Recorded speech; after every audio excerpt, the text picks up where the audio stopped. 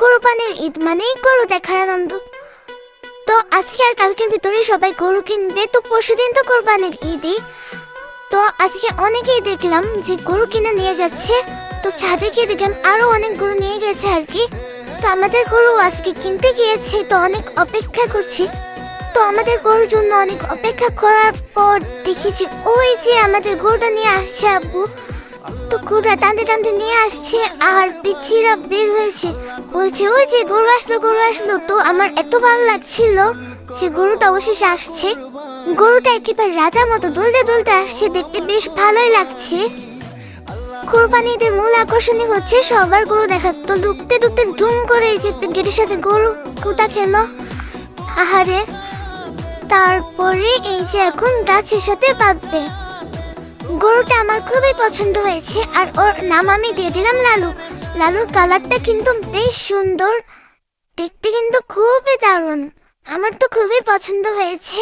লাল colour গরু আমার খুবই ভালো লাগে আর খুবই শান্ত, কিন্তু আবার মাঝে মাঝে মাথা গরম হয়ে যায় ওর। তো আমাদের লালুকে সবাই দেখতে আসছে আর আমি অনেকগুলি কাঁঠাল পাতা এনে দিয়েছিলাম, ওই যে একটা অবশিষ্ট রয়েছে, তো সেটাও খাচ্ছে। কোরবানি ঈদের মূল আকর্ষণ হচ্ছে গরু দেখা। এখন লালুর মাথাটা অনেক গরম, তাই আমি কাছে যেতেও ভয় পাচ্ছিলাম, তাই ভালো মতো আদরও করতে পারলাম না। কিন্তু সারাটা দিন যখন থেকে এনেছি লালুর কাছে ছিলাম আমি। আজকে বারবার লালুর কাছে যাচ্ছি আবার ঘরে যাচ্ছি, এমনই করছি, খুবই ভালো লাগছে। লালু গাছের কাঁঠালগুলো দেখছে আর খেতে ইচ্ছে করছে হয়তো ওর।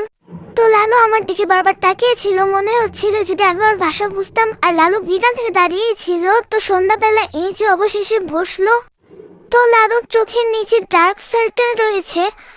লালু হয়তো রাতে ঘুমাতো না, প্রেমিকার সাথে গল্প করত। কে জানে সে প্রেমিকা এখন কি করছে, লালু হয়তো সেই কথাটাই ভাবছে। আচ্ছা যাই হোক, সবাই দোয়া করবেন আমাদের জন্য, আল্লাহ তাআলা যাতে আমাদের কোরবানি কবুল করে নেয়। তো সবাই লালুর জন্য দোয়া করবেন। আর আপনারা কারা কারা গরু কিনলেন তারা অবশ্যই কমেন্ট বক্সে ছবি দিবেন। তো টাটা, ঈদ মোবারক।